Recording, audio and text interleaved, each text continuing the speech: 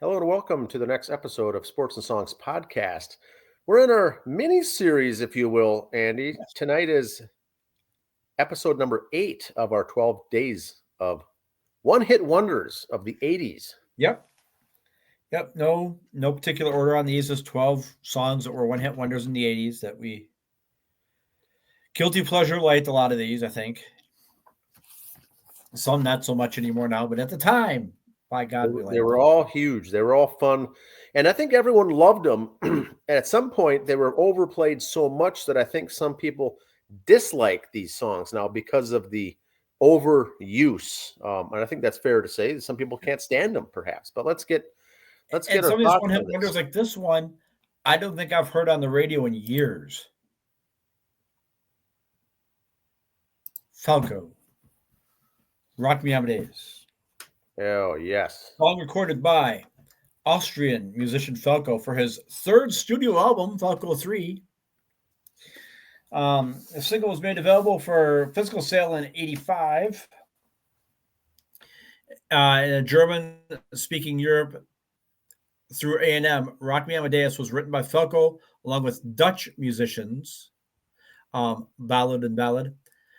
To date, the single is the only German-language song to peak at number 1 on the Billboard 100, which did it on the 29th of March, 1986. So that's kind of an important note because 100 Luftballons never made it to number 1. That's right. That'd be a great trivia question. Yes. Top the singles charts on both sides of the Atlantic. It was Falco's only number 1 hit in both the U.S. and the U.K., despite the artist's popularity in his native Austria and much of Europe. The song was released in Europe in 1985 in its original German-language version. For the international markets, U.S., U.K., Japan, etc., several different singles and extended mixes were produced.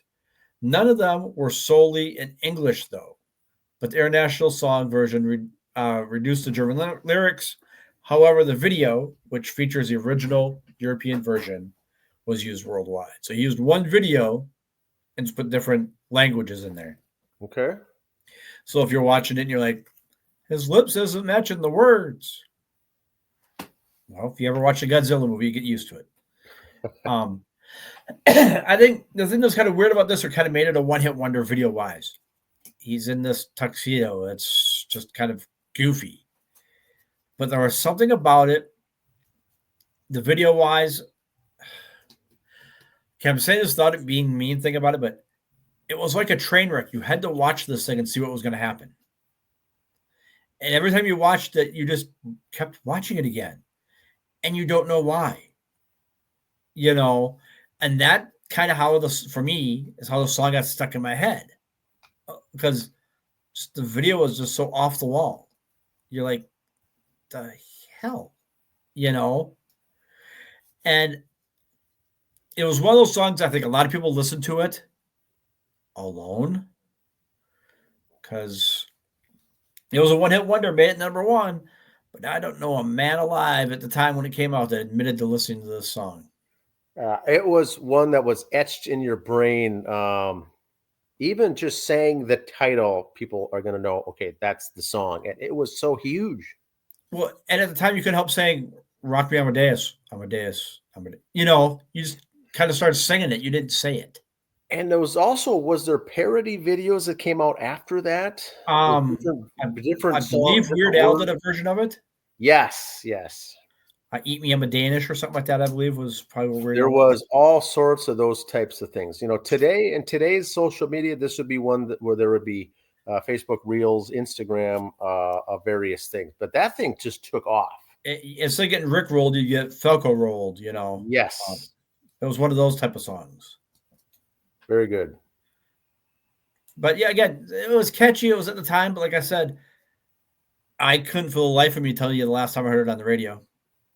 Yeah, that's actually very true. I haven't heard that song many, many years. Now, he had how many albums? This was his third album? This was number 3. I don't know. He probably finally made it and said, who cares?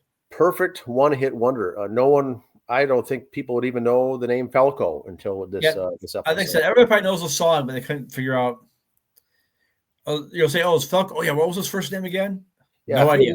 If you had to do a Google search, what's the band who did Rock Me Amadeus? That I don't know. You would just type in. Even Google would go, like, I don't know.